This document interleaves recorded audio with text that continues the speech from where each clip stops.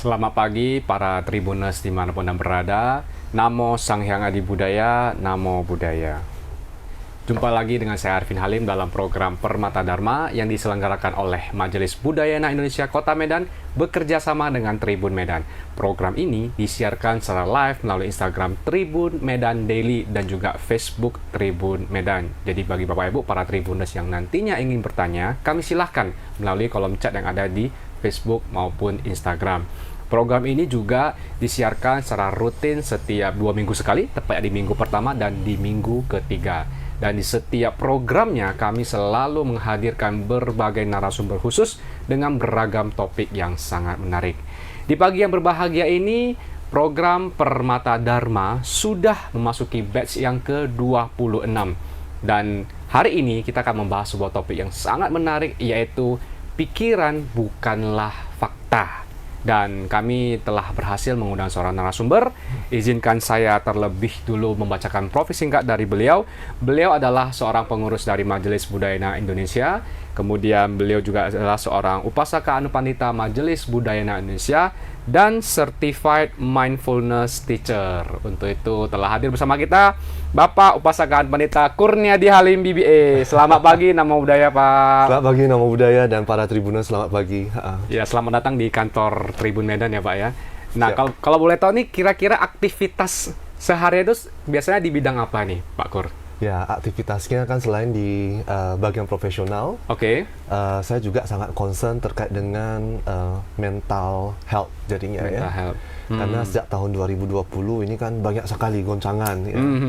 Terutama yang berhubungan dengan mental health. Dan sampai saat ini menurut saya mental health itu tentu sangat masih dibutuhkan.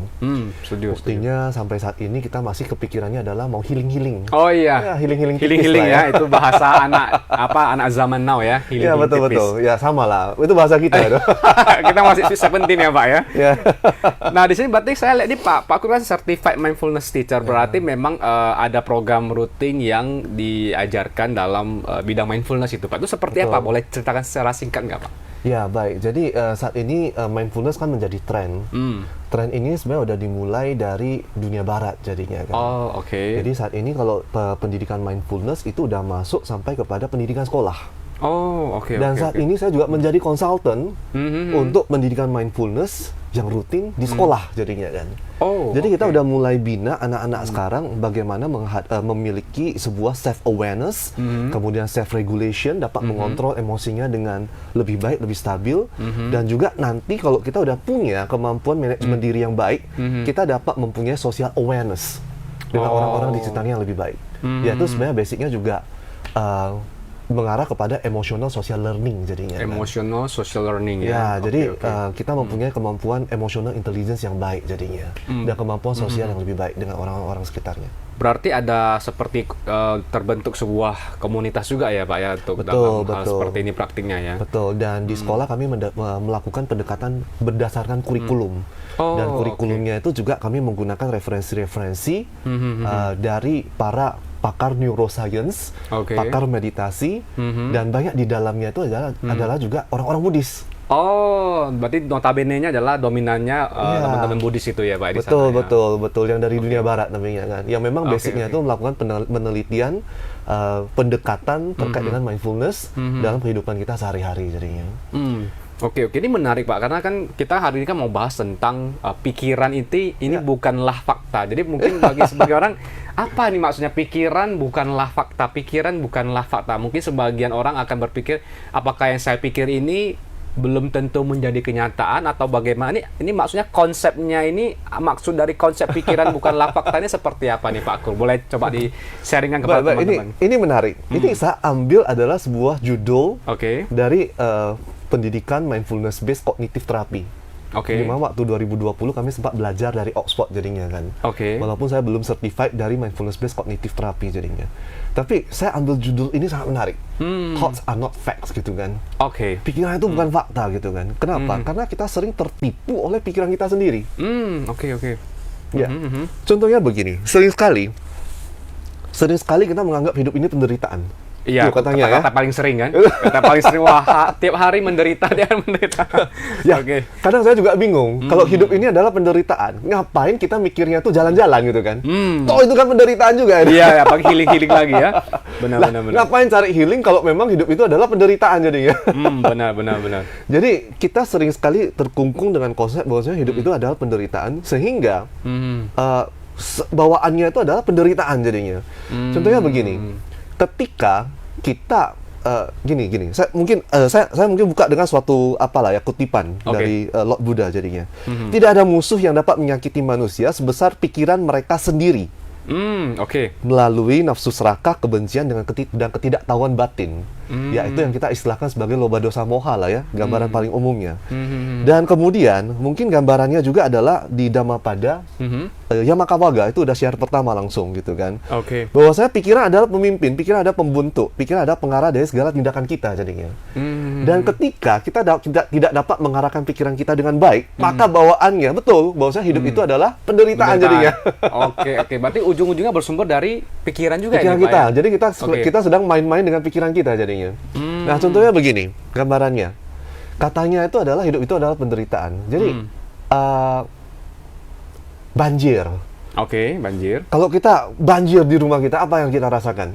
Wah, pasti menyebalkan panik, komplain dan lain sebagainya. Komplain, ini pemerintah seperti apalah gitu ya. Komplain, kerjaan kita komplain jadinya kan. Dan berapa lama komplain kita itu berlangsung? Ini yang kadang masing-masing orang berbeda nih Pak ya. Bisa lama, bisa singkat. Iya. Jadi kalau kita bahas kembali, ya kalau kita kaitkan sedikit dengan agama Buddha jadinya kan. Ya, hidup itu dukkha. Tapi dukkha itu kan bukan berarti penderitaan jadinya. Iya. Ya. Dukkha itu kan berasal dari kata duk dan kha gitu kan. Lobangnya itu tidak pas. Jadi kalau ceritanya itu ada perumpamaan dari Lord Buddha dulu, bahwasanya kalau kita masih ingat, dulu itu kan istilahnya adalah roda pedati. Roda pedati. Porosnya itu tidak pas pada lobangnya. Jadi anggap saja kalau misalnya porosnya itu bulat gitu kan. Tapi poros asnya itu bulat, tapi lobangnya itu segi 4. Tidak pas lobangnya. Oke. Sehingga pada saat kita naik di roda pedati itu, apa yang kita rasakan? Bergoyang ya? Bergoyang. Tidak nyaman. Iya. Tidak nyaman jadinya kan. Ya, naik sih bisa ya. Kalau untuk menempuh perjalanan dengan menggunakan pedati ini dari satu tempat ke tempat lainnya, memungkinkan, benar. Ya. Tapi kalau kita naik di atasnya kok rasanya gluduk, dan itu mengganggu kita jadinya. Jadi konsep dukkha itu adalah lubangnya itu nggak pas gitu kan. Jadi hidup kita itu sebenarnya fine-fine aja. Ya. Cuman kadang ada sesuatu yang nggak pas. Nggak pasnya itu apa? Nggak pasnya itu adalah istri saya bawel. Hidup saya oke sih, tapi istri saya bawel. Kita selalu cenderung untuk mencari sesuatu untuk disalahkan jadinya. Oke. Berarti sepertinya lebih ke ini ya, apa yang kita inginkan itu atau apa yang kita pikirkan tidak sesuai dengan kenyataan yang terjadi, itu ada hubungannya dengan itu juga ya Pak ya? Lebih kepada ekspektasi kita jadinya. Ekspektasi ya? Dan terutama ekspektasi itu terjadi ketika kita membuat sebuah penilaian. Oke. Istri saya kurang cantik. Ketika saya membandingkan seseorang yang lebih cantik, ya bintang film lah gitu. Dia lebih cantik daripada istri saya gitu kan. Padahal kita harus tahu diri juga ya, kita ini siapa gitu Pak ya. Ya betul. Jadi kejadiannya itu adalah ketika kita membuat sebuah perbandingan, atau di istilahnya kita Buddhis sering kita ungkit sebagai dualistik. Dualistik. Oke. Ketika kita membuat sebuah perbandingan, kita membuat sebuah penilaian, kita makin jauh dari kebahagiaan itu sendiri. Ya. Benar. Nah, hidup kita fine-fine aja, tapi gaji saya kurang. Kenapa? Banding sama gaji Anda sebagai pengusaha masih kurang nih gitu kan. Jadi kita akan membuat perbandingan bahwasanya dia lebih baik daripada saya. Berarti ini juga harus diketahui oleh para Tribuners di mana berada. Makanya pada saat kita menentukan sebuah target barangkali ya, kita sering di lapangan kita sering jumpa para marketing, para sales, bahwasanya target saya harus begini. Kita terlalu sometimes ya, kita terlalu memaksakan sebuah ekspektasi yang terlalu tinggi. Akhirnya kalau tidak tercapai, down. Benar. Itu yang istilahnya adalah striving. Kita ngotot. Striving. Kita ngotot dengan sesuatu hal yang belum tentu menjadi sebuah keharusan di hidup kita. Oke. Istilahnya kalau dengan gaji saat ini, pendapatan saat ini, hidup kita fine aja kok. Hidup saya fine. Hidup Pak Arifin harusnya fine juga gitu kan. Fine kan? Tapi ada tapinya nih ya. Ada sesuatu yang kurang. Yeah, yeah. Teman saya menyebalkan gitu soalnya. Teman kerja saya menyebalkan. Nah, ada sesuatu yang kita bandingkan. Ada sesuatu yang kita nilai yang membuat lubangnya itu nggak pas tuh. Nggak pas ya. Makanya ada istilah yang saya sering dengar di lapangan itu adalah di saat kita menentukan sebuah target itu harus realistis, tidak boleh optimis. Tapi pada saat proses pencapaiannya kita semangatnya itu harus optimis. Nah, ini mungkin ada koneksi juga karena kebanyakan orang yang saya lihat di lapangan itu pada saat mereka ingin menentukan sebuah target, mereka terlalu optimis tapi tidak realistis. Betul. Mungkin ini koneksi dengan ini juga ya, pikiran bukanlah fakta gitu, Pak ya. Benar. Jadi yang kejadian di kita pada umumnya, kejadiannya itu adalah kita memaksakan. Oke. Ya, kita memaksakan dan walaupun lubangnya itu nggak pas, kita terus paksakan kita bagaimana beradaptasi dengan ketidaknyamanan ini. Oh, oke. Jadi kita ambil saja contoh bahwasanya banjir tadi kita ceritanya. Banjir itu menyebalkan bagi kita. Iya. Tapi kalau kita perhatikan, contohnya teman-teman yang tinggal di Sungai Deli atau di di samping sungai gitu kan, itu mereka oke aja kalau kebanjiran. Dan bahkan beberapa kali saya melihat bahwa anak-anak itu kalau kebanjiran di sungai, di mana kena di rumahnya, mereka happy aja, mereka loncat dari atas ke dalam sungai. Oh iya. Jadi anggap bermain-main dengan kondisi yang ada di lapangan itu ya? Iya. Kenapa? Karena kita anggap itu nggak pas. Sementara bagi mereka itu bukan masalah. Oke. Jadi penderitaan itu sebenarnya kejadian di kita saat ini, di tubuh kita saat ini, atau kebanyakan di pikiran kita. Oh iya, masuk di akal. Berarti memang terkadang manusia itu terlalu menciptakan sebuah kondisi pikiran yang seharusnya memang tidak diperlukan ya. Akhirnya dipaksakan untuk terjadi seperti itu. Karena tidak pas ini kita terus ngedumel, kita terus berulang. Iya. Dan kemudian sering terjadi itu adalah kalau dalam terapi kognitif, oke. Itu sering menggunakan second error syndrome. Second error syndrome. Oke, apa itu, Pak? Jadi gini ceritanya. Jadi pada saat kita dimarahi di kantor nih ceritanya. Oke. Kita dimarahin. Kau bego. Oke. Itu mungkin kita sering ketemu lah ya. Atau di jalan lah gitu ya. Kita mungkin ketemu dengan kata-kata kasar. Contohnya saja babi gitu. Iya. Contohnya saja Bapak Ibu dan rekan-rekan Tribuners jadinya kan. Pada saat itu apa yang kita rasakan mungkin? Pasti tidak enak, geram gitu ya. Geram, sakit marah, hati sakit gitu hati. ya. Nah, kemudian itu yang kita istilahkan sebagai pain. Oke. Sakit. Sakit. Nah, sakit itu dalam kehidupan ini akan sering terjadi. Kalau kamu di jalanan, kamu akan bertemu dengan orang-orang seperti ini. Kalau kamu kerja, kamu akan bertemu dengan teman-teman yang menyebalkan. Iya. Atau bos yang tidak memahami kamu, gaji yang pas-pasan.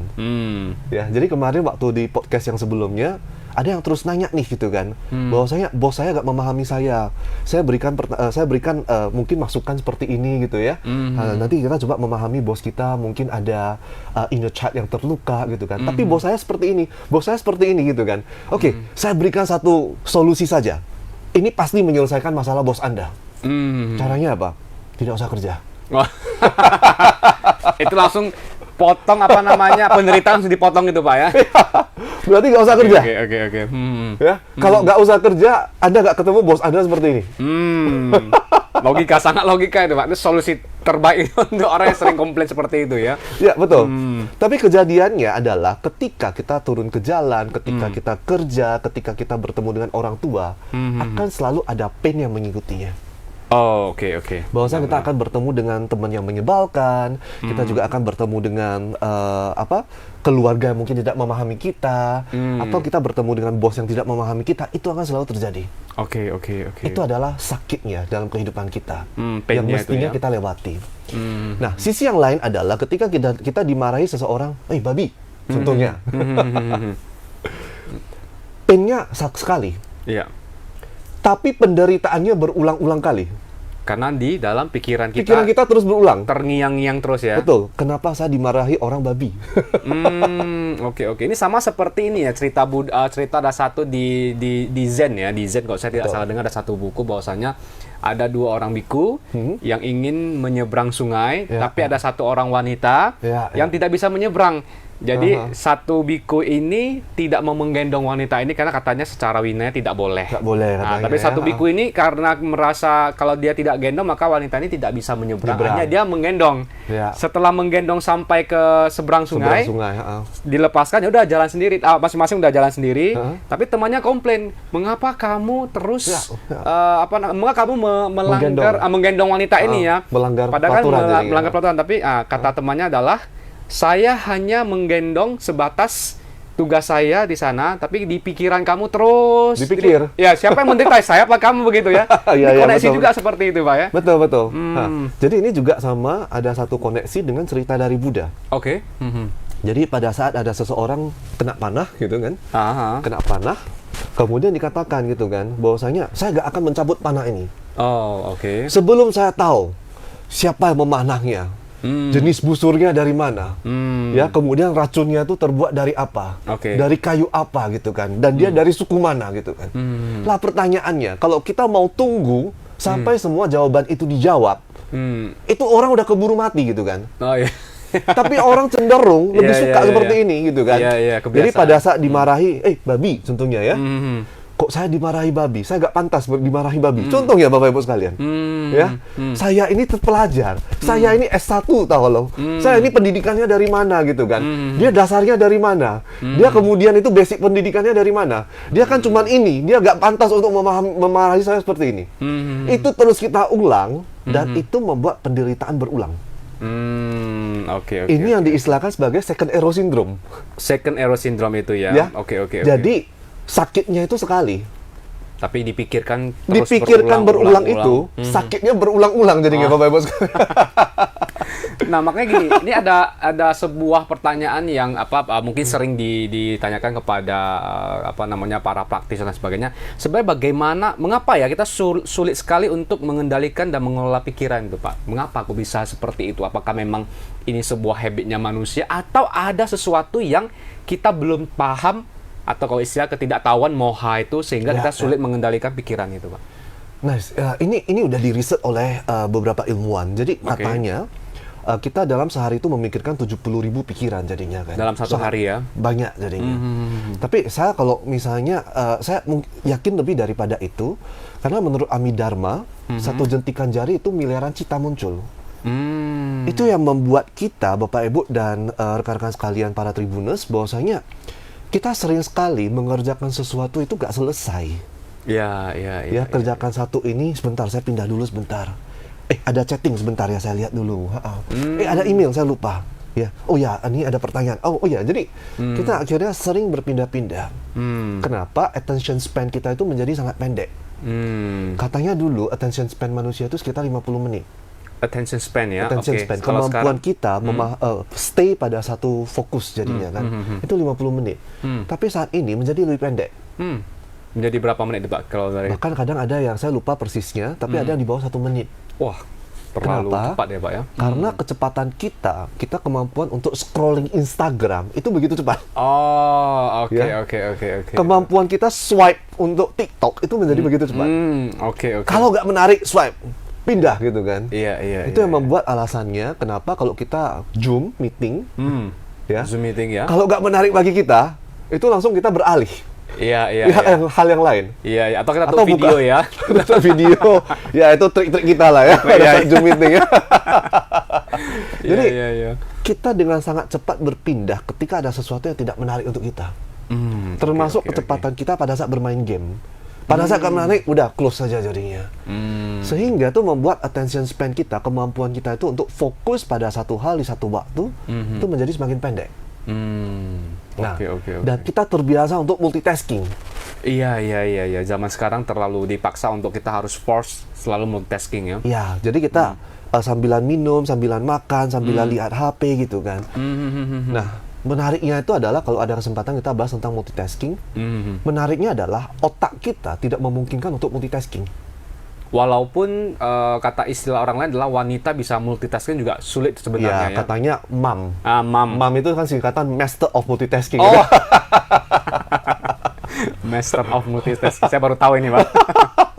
Tapi itu sekedar joking gitu kan. Ya mama itu sambilan dengar telepon, sambilan masak. Bisa setrika, bisa apa gitu kan. Tapi mereka orang-orang hebat. Cuma kejadiannya itu adalah ketika kita memaksakan diri kita itu untuk multitasking, sebenarnya kita hanya single tasking yang pindah-pindah. Oh, single tasking. Dan itu yang membuat kita jadinya stres. Oke. Ini masak belum selesai, ternyata itu setrika di sana udah mulai berasap gitu kan. Kita harus setrika lagi sambil masak lagi gitu kan, sambil dengan telepon gitu kan. Itu membuat kita tuh jadi letih. Karena energi kita untuk pindah-pindah itu membuat kita letih. Dan menurut penelitian, produktivitas kita kurang sampai 70%. Gara-gara ketika kita multitasking. Oh, oke. Ya, itu arahnya kalau kita bicara tentang multitasking. Tapi balik lagi kalau cerita tentang pikiran. Pikiran kita itu sering menipu kita. Dan kebanyakan pikiran kita menipu kita dengan hal-hal yang sifatnya negatif. Oke.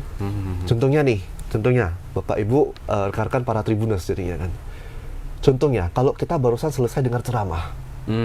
Ya ceramah dharma lah, ceramah dari agama lain lah, atau hal-hal yang bermanfaat. Pada saat kita keluar dari pintu, apa yang kita dapatkan kesimpulannya? Berapa persen kita dapatkan biasanya? Biasa sedikit ya, sangat sedikit sekali. Sedikit ya? Iya. Kalau ada 10% mungkin itu udah terima kasih banyak gitu ya. Keren sekali. Tapi kalau kita ditanya, kesimpulannya apa? Saya lupa, tapi saya ingatnya cuma lucu sih orangnya. Betul ya Bapak Ibu Tribuners ya. Jadi yang lengket di pikiran kita itu adalah sesuatu yang berhubungan dengan emosi kita. Iya, emosi. Tapi kalau secara insight yang kita dapatkan nggak banyak. Oke. Tapi kalau kita balik nih gitu kan.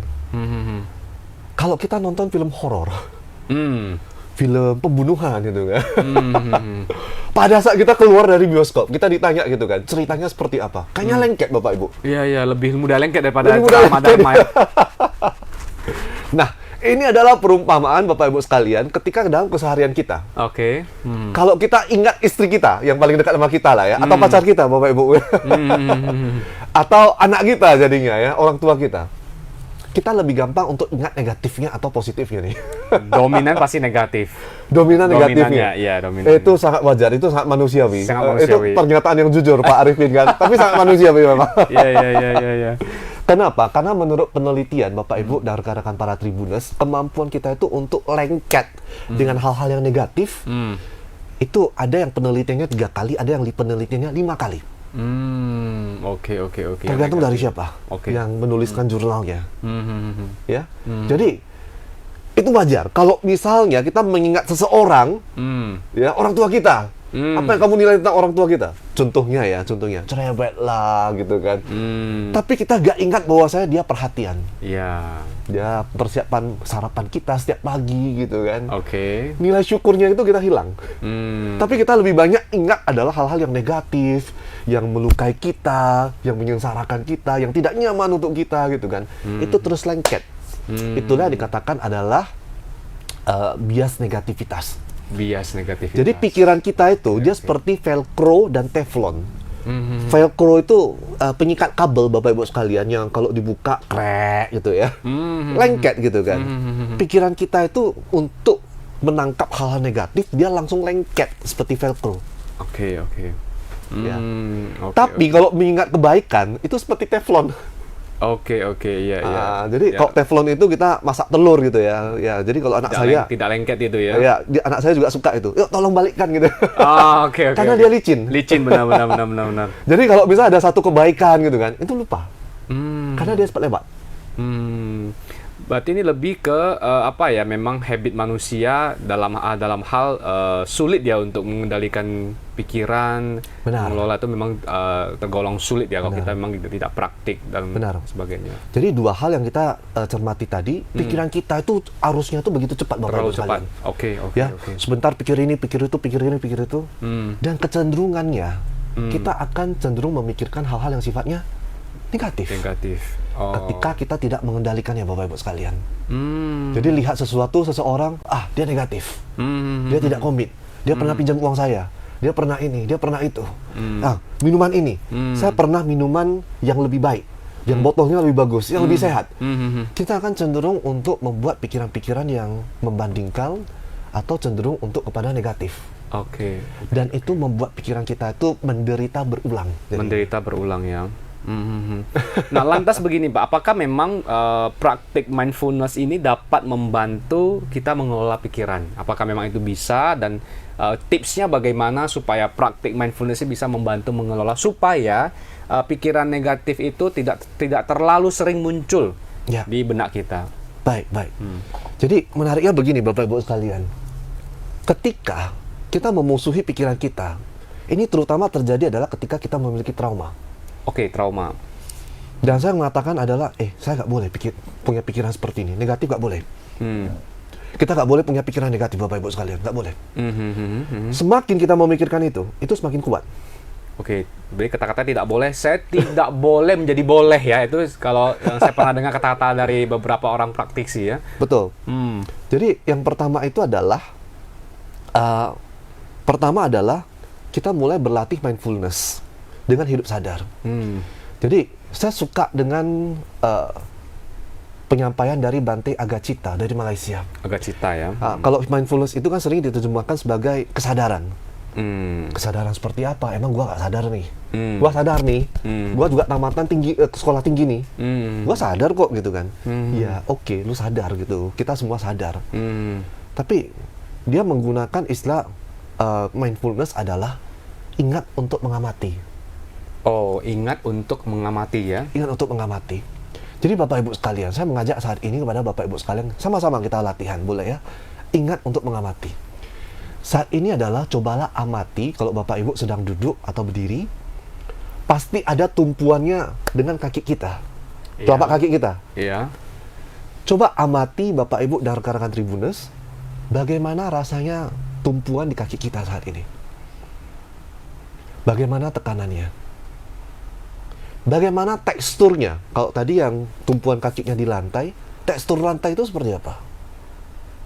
Atau saat ini kalau saya lagi duduk di kursi, tekstur dari besi kursi itu seperti apa? Coba amati teksturnya. Coba amati suhunya. Bagaimana suhunya? Panas atau dingin? Ya. Coba amati tekanannya. Tekanannya itu berat atau ringan? Hanya sekedar mengamati. Itu satu. Yang kedua adalah Bapak Ibu sekalian, rekan-rekan Tribuners, cobalah amati suara yang ada di sekitar Anda. Contohnya suara AC. Atau mungkin ada suara kipas angin. Suaranya itu mempunyai suara timbul dan tenggelam. Serok, mungkin. Atau mungkin suara lainnya Bapak Ibu. Cobalah amati suaranya. Intensitasnya berapa kali muncul, timbul, dan tenggelam.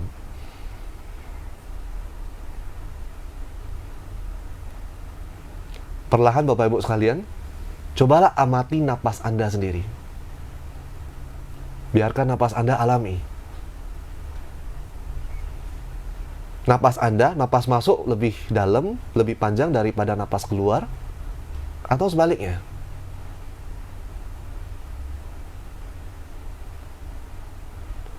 Kemudian, napas Anda panjang atau pendek? Suhunya dingin atau hangat?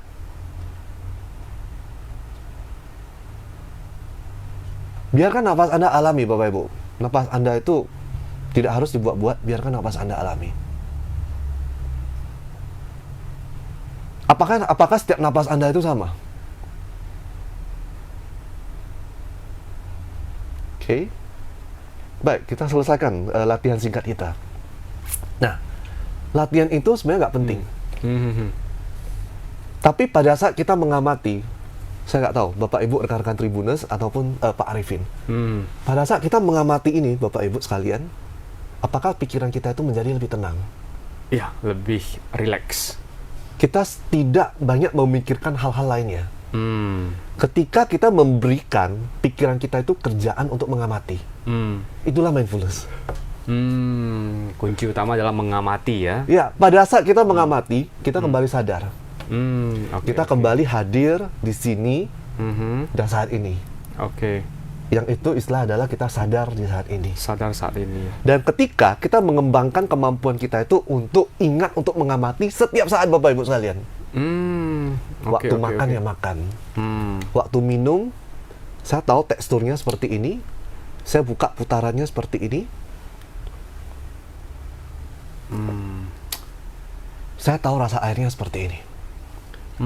Pada saat minum saja, kita tahu dan kita ingat untuk mengamati. Pada waktu itu kita sudah mempraktekkan mindfulness. Jadi mindfulness itu gak susah Bapak Ibu sekalian. Anda tidak harus berdiam di goa gitu kan. Saya sering bertemu dengan orang-orang gitu kan. Jadi bahwasanya pada saat ada teman yang pernah bercerita dengan saya, sorry ya, saya mau stop dulu. Udah, saya lagi penat gitu kan. Kenapa aku gitu kan? Saya baru bertengkar dengan istri saya butuh meditasi gitu kan. Meditasi itu adalah suatu kesempatan untuk melarikan diri ke goa gitu kan, dari masalah kenyataan yang ada di hidup ini.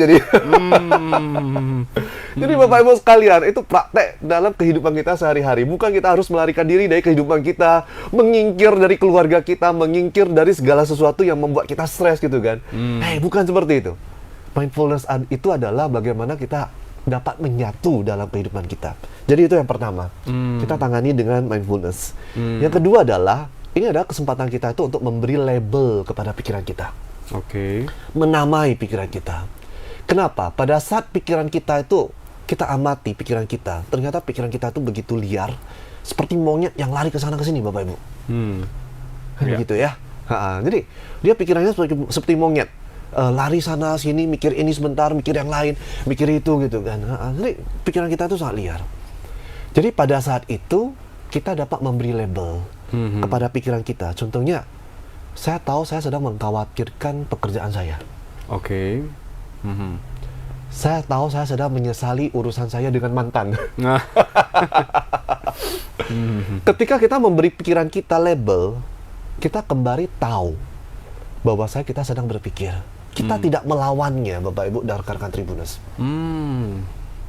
Tapi kita kembali tahu, kita kembali sadar, kita kembali mindful. Kita mengamati bentuk-bentuk pikiran yang muncul. Ya. Apakah itu juga menjadi satu langkah praktis yang bisa kita praktikan dalam mengendalikan pikiran negatif itu untuk kita ubah jadi pikiran positif, atau ada langkah praktis lainnya selain tadi yang kita mengamati pikiran, kita sambil minum juga kita rasakan, kita duduk, kita berdiri, atau memang ada tambahannya gitu Pak Kurniadi? Nah, jadi saat ini kan adalah kita tidak memusuhi pikiran kita, di mana pikiran kita kan bahkan negatif nih. Gitu. Iya, benar. Kemudian kita latihan mindfulness untuk menjadi sadar tentang apa yang terjadi pada pikiran kita. Dan saya tahu, saya sedang berpikir negatif tentang istri saya.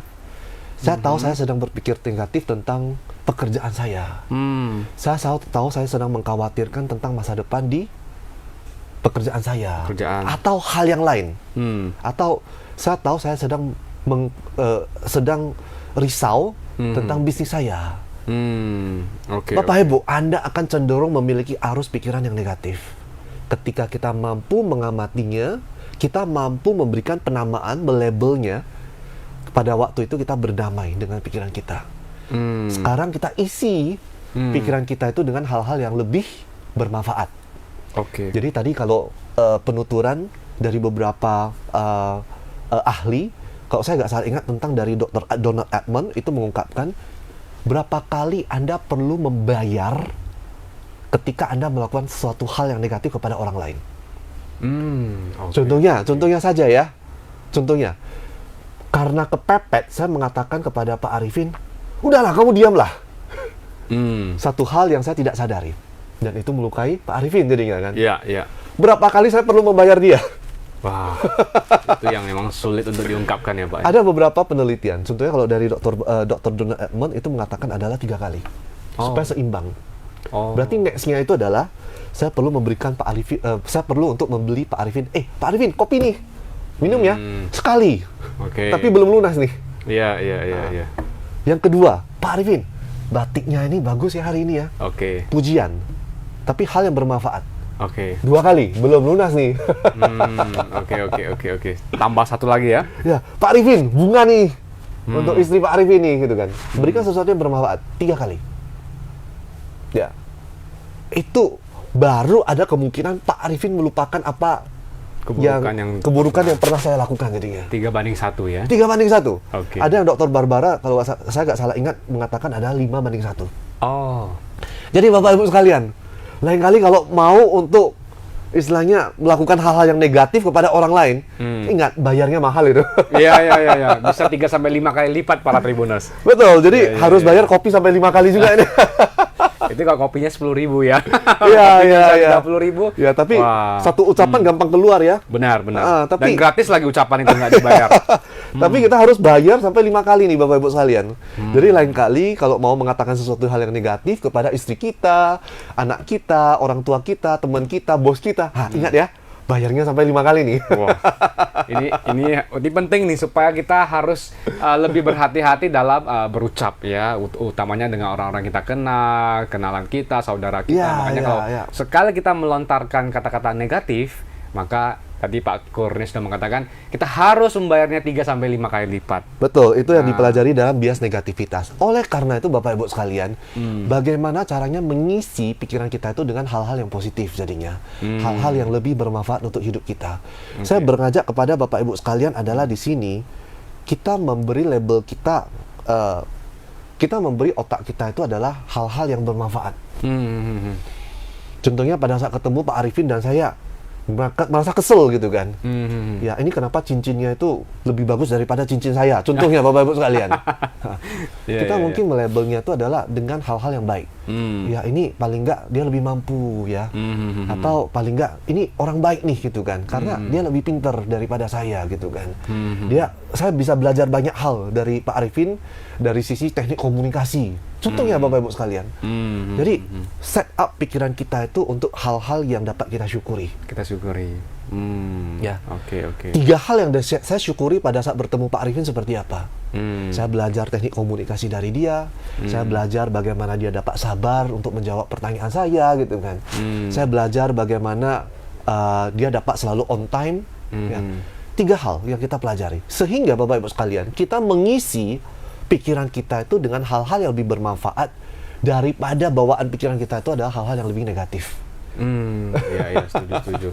Berarti kalau dalam hal seperti ini, mindfulness ini termasuk salah satu cara untuk mengendalikan pikiran. Dan gimana caranya supaya kita bisa juga mengendalikan pikiran dalam memengaruhi kesejahteraan mental dan emosi, Pak? Karena kan kita tahu manusia kan punya EQ-nya yang bermasalah, kan? Ada orang yang sangat emosional sekali dan lain sebagainya. Nah, bagaimana pengendalian pikiran ini dapat memengaruhi kesejahteraan mental dan emosi seseorang, Pak? Betul. Ketika kita mampu memanage ini, Bapak Ibu dan rekan-rekan Tribuners, maka kita itu akan cenderung lebih sehat secara mental. Oke. Contohnya nih, ini saya suka ambil sebagai perbandingan. Contohnya nih, ada kue Pak Arifin di belakang gitu kan. Oke. Biasa Bapak Ibu sekalian, yang kita sampaikan kepada rekan kita, tolong ambil kuenya di belakang. Ada sisa kue di belakang. Ada sisa kue di belakang, oke. Boleh dimakan sisa kue itu. Mungkin seperti itu kan Bapak Ibu sekalian. Atau pemikiran kita, Pak Arifin, di rumah saya banyak kue lebih. Oh, oke. Saya bagi-bagi ya untuk dimakan ya hari ini ya. Iya. Bapak Ibu, kebanyakan dari kita menggunakan mental yang sisa atau mental berlebih.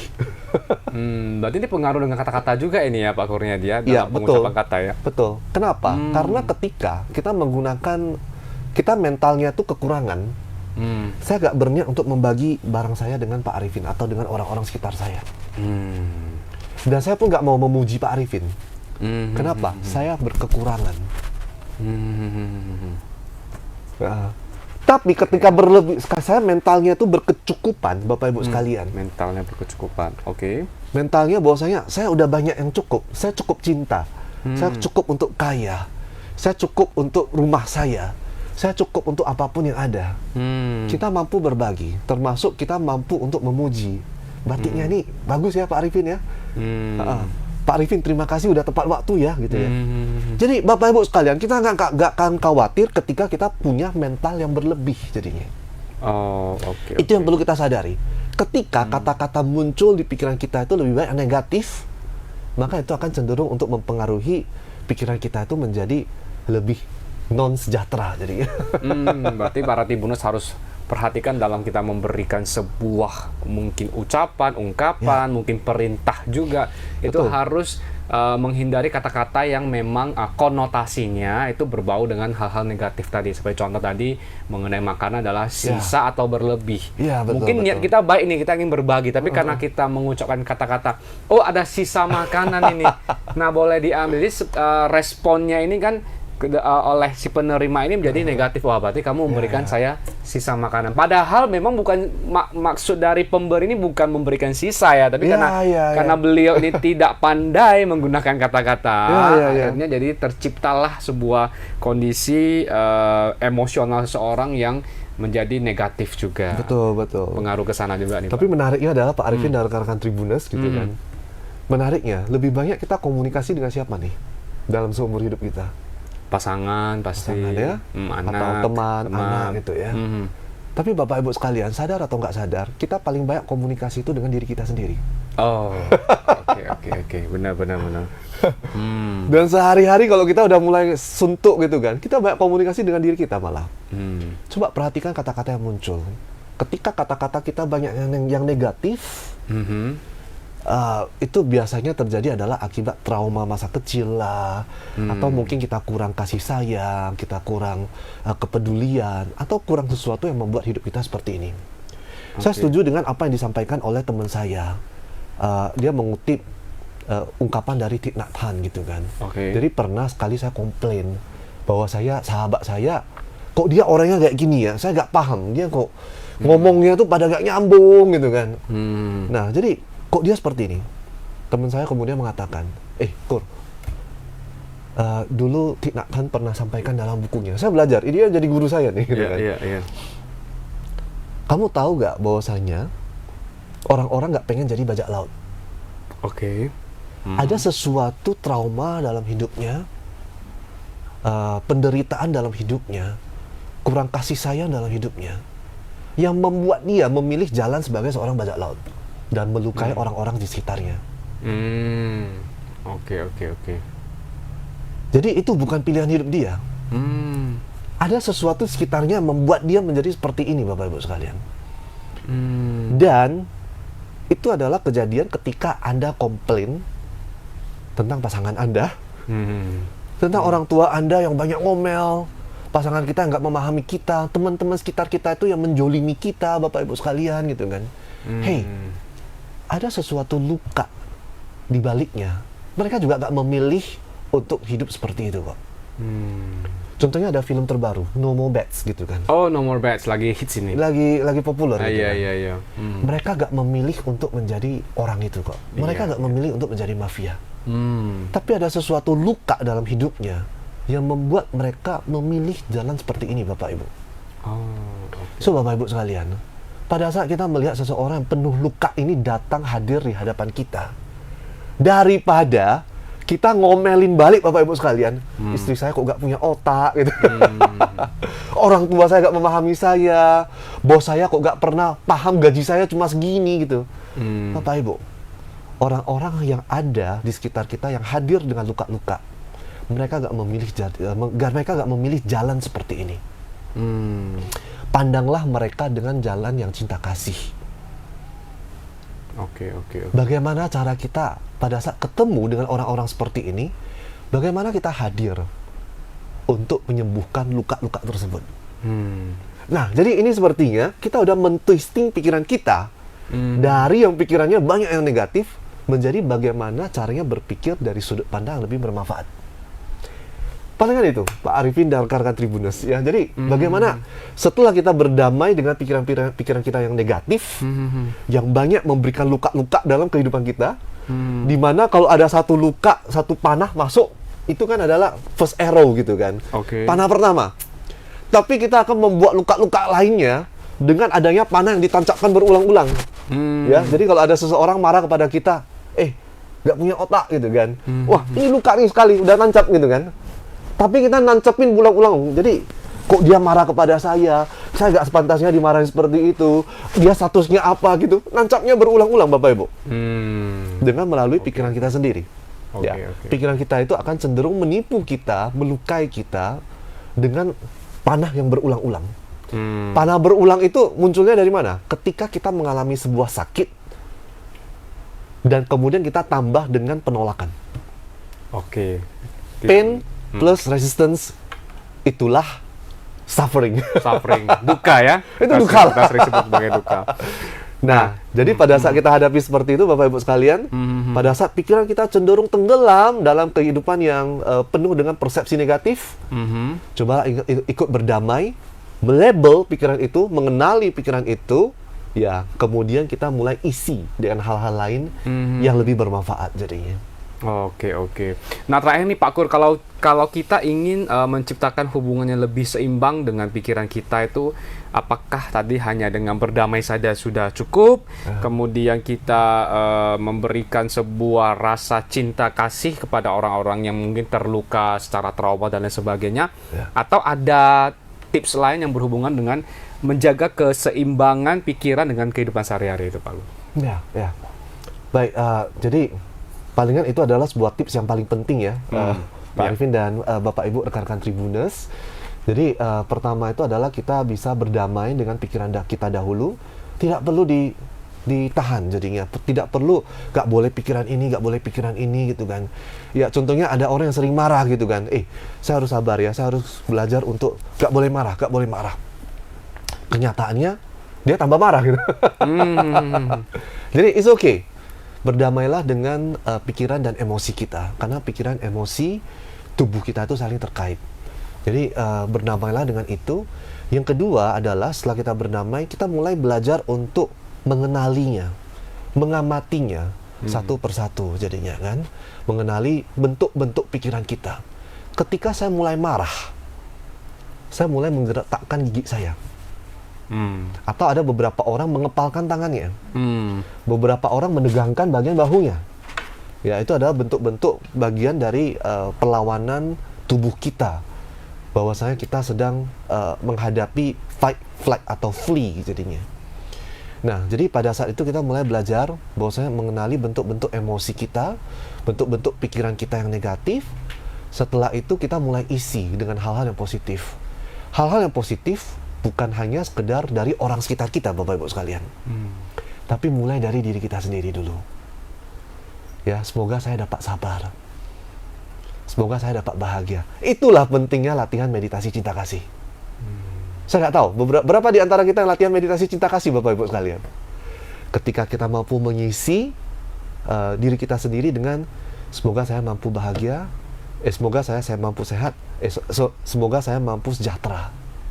Kemudian kita lanjutkan lagi. Semoga saya mampu untuk sehat. Semoga orang-orang di sekitar saya bahagia. Lanjutkan lagi. Itu adalah manfaat dari meditasi cinta kasih, Bapak Ibu sekalian. Dan itu sudah terbukti secara sains. Ada beberapa orang yang sudah meneliti ini seperti Dr. Kristin Neff, Dr. Chris Germer, kemudian Paul Gilbert gitu kan. Itu beberapa orang yang melakukan penelitian tentang bagaimana pentingnya metta dan karuna, cinta kasih dan welas asih jadinya dalam kehidupan kita. Kita mulai dari diri kita sendiri dahulu, karena ketika kue saya itu sudah banyak, kue cinta saya sudah banyak, saya mampu untuk berbagi sebagian kue saya kepada orang lain. Tapi ketika kue saya cuma sedikit, saya belum makan nih. Ya, jadi saya belum makan, saya agak segan untuk memberikan kepada orang lain. Nah, jadi Bapak Ibu, lengkapi diri Anda dengan cinta, dengan kesabaran, dengan keberkahan, dengan berkecukupan, sehingga Anda dapat membawakan cinta, keberkahan ini kepada orang-orang di sekitar Anda. Ya, palingan itu. Semoga bisa menjawab Pak Arifin. Oke, luar biasa sekali. Nah, Bapak Ibu para Tribuners, izinkan saya merangkum secara singkat ya apa yang tadi kita bahas dengan Pak Kurniadi, bahwasanya mengenai topik kita yaitu pikiran bukanlah fakta. Kita sebagai manusia jangan terlalu memberikan sebuah ekspektasi yang terlalu tinggi, karena itu akan menciptakan sebuah pain yang baru. Dan dikala pain itu muncul, kita jangan menolak itu, karena pain plus resisten itu sama dengan suffering yang kita sebut sebagai duka. Dan kemudian juga kita juga harus belajar untuk berdamai dengan diri kita sendiri, berdamai dengan pikiran kita, dan pergunakanlah kata-kata yang positif, karena kata-kata yang positif itu bisa menciptakan sebuah emosi yang positif, kemudian bisa menciptakan suasana yang positif. Dan kita juga harus tahu bahwasanya jangan pernah memusuhi pikiran kita. Dan pada umumnya kita tuh paling sering itu berbicara dengan diri kita sendiri, maka ciptakanlah sebuah kata-kata yang positif di dalam diri kita, maka nantinya apa yang kita ucapkan kepada orang lain juga akan menimbulkan hal-hal yang positif. Terima kasih Pak Kurniadi, luar biasa ya hari ini. Terima kasih Pak Arifin sudah berkenan mendampingi. Ya, sama-sama. Hari ini kita belajar banyak mengenai pikiran bukanlah fakta. Jadi bagi Bapak Ibu para Tribuners yang nantinya ingin melihat ulang siaran dari Tribun ini, silakan mengunjungi Instagram Tribun Medan Daily. Di sana kita akan melihat secara ulang, bisa di-share kepada teman-teman, rekan, saudara yang mungkin nanti bisa dilihat ulang, ditonton ulang, supaya mereka juga bisa mendapatkan manfaat yang luar biasa. Untuk itu, saya Arifin Halim dan juga Pak Kurniadi Halim, kami izin pamit undur diri. Sampai jumpa di Permata Dharma batch berikutnya. Namo Sang Hyang Adi Budaya. Namo Buddhaya. Namo Buddhaya.